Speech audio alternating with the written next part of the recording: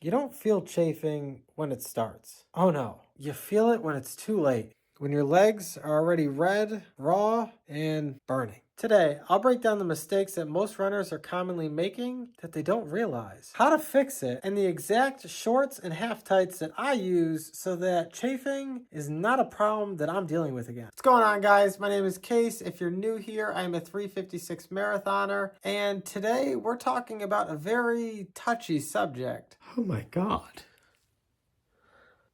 The chafe. I run about 50 miles a week, and early on, I found out the hard way what chafing really was. I dealt with it a lot more than I'd like to admit. If you're only doing short, easy runs, chafing may not be a problem, but when you start upping your mileage and you start upping your tempo, chafing is going to be something that's going to be on your mind that you're going to want to prepare for. Chafing can become a real problem. If you've fallen victim to either one of these, let me know in the comments below. My guess is we've all fallen victim to at least one of these at some point. Also, make sure that if you're not subscribed already, subscribe to the page. I post realistic content for everyday runners and beginner runners. But now let's get back to the video. In my opinion, chafing comes down to one of two possible reasons. You're not wearing the right material and the right size. One of the most common things, especially for myself, is your body may be fluctuating and you might be losing weight or gaining weight. And so your pant size might actually be changing. One solution that I found for this is if you have a pair of shorts that you like, getting it in two sizes so that no matter how you're feeling, you have the right feel for that day. I have these Brooks 2-in-1 Sherpa shorts that have a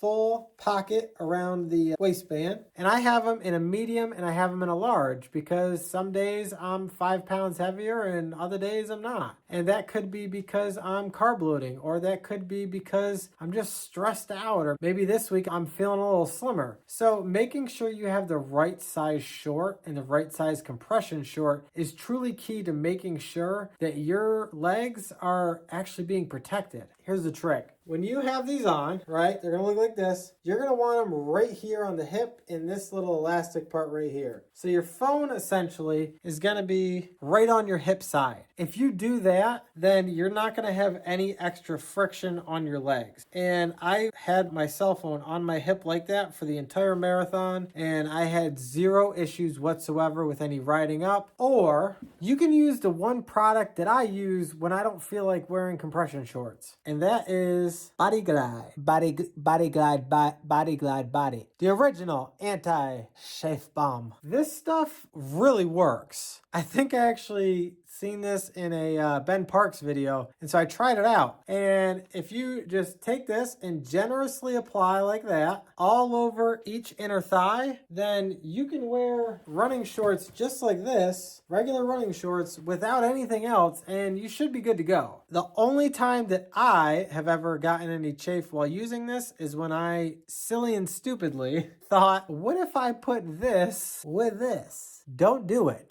You will chafe and it will hurt. The number two reason is trusting the manufacturer. Let me explain. Unless you invest in some expensive type of running tights that have built-in, structured, and very firm pockets, that's most likely the culprit. What happens is your cell phone or whatever you carry in your pocket is going to move up and down, and it's going to move that material, and that's what's actually causing the chafing. Something that I found out the hard way. If you go to a Dick's Sporting Goods or a sporting shop and you see tights like these that are, you know, the cheaper of the versions, shall I say, and you see that they have little pockets on the side that are designed, so they say, for a cell phone. See that right there? The cell phone pocket. You see the cell phone pocket on both of these? It's on the both sides. You see that? Don't put your cell phone in there. Really don't put anything in there unless you have like maybe like a key or a credit card. I don't know. Those are not actually designed for cell phones. I mean, they are, like a cell phone fits, but the compression shorts themselves, they're not sturdy and strong enough. They're not built with the right material that are actually going to do what you need them to do. So what's most likely going to happen is you're going to wear them, your phone or whatever is going to bounce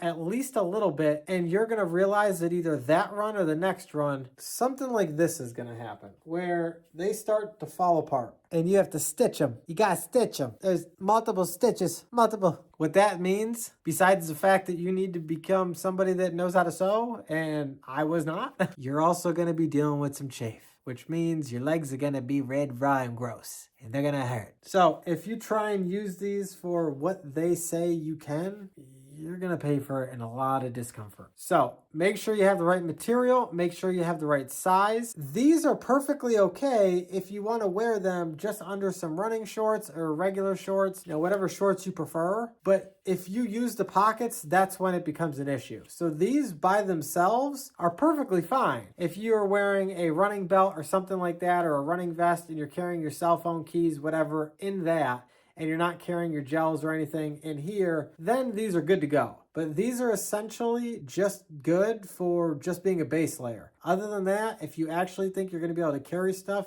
you're going to pay for it. I'm also going to give you an honorable mention for some other half tights in case you want something that is a little bit more budget friendly. These are half tights from New Balance. They also provide a back pocket right here for your cell phone, which I find that if you do carry a cell phone or anything heavy on you, the back pocket is the way to go. It's going to cause the least amount of chafe, but they do provide some side pockets right there on one and a side on the other. Now, if you size these correctly and you get a size that is snug, these side pockets, you'll be perfectly fine putting your cell phone in, or gels, or, maybe a little water bottle or something like that. But you need something that's going to be a good quality if that's what you're going to want to carry. Please, for the love of God, do not put your cell phone or anything heavy into these little cheap things from Dick's Sporting Goods that Nike makes. You will chafe and you will pay. Please. I did it. I did it again and again. I was a product of torture for some reason. Don't do it. A lot of these brands, they're all doing the same thing. People put stuff in it and then wonder, why am I getting chafe? I'm wearing compression shorts. And if you're increasing your mileage and running consistently like I am, this is going to be something you're going to want to fix before it becomes a recurring problem.